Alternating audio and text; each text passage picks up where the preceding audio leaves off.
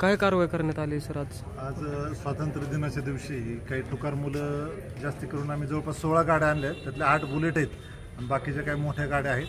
त्याच्यावर अगदी triple Chaupal seat बसून मोठ्यात आवाज करून शाळा कॉलेज परिसरात धांगडधिंगा मस्ती करणारे जे युवक आहेत त्यांना आम्ही आणलेलं आहे. त्यातले बरेचसेच हे अल्पवयीन युवक चालक आहेत, तर त्यांना आम्ही पकडून आणलेले. नागरिकांच्या सुद्धा याबाबत तक्रारी होत्या आणि पोलिसांनी सुद्धा मागच्या 26 जानेवारीला सुद्धा कारवाई केली होती आणि आता 15 ऑगस्टला सुद्धा आपण कारवाई केलेली आहे.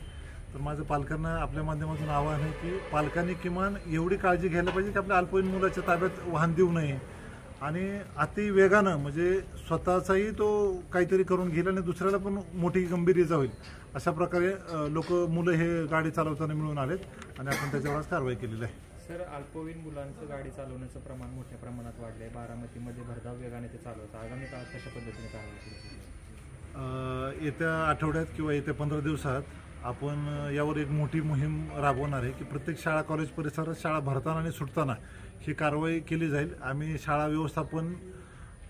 वाहतूक व्यवस्थापन समितीसुद्धा एक तयार केलेली आहे. त्या समितीच्या माध्यमातून आम्ही स्वतः वाहतूक पोलीस त्या ठिकाणी जाऊन अल्पवयीन मुलांना ताब्यात घेऊन त्यांच्या वेळप्रसंगी त्यांच्या पालकांवर सुद्धा आपण खटले भरणार आहोत.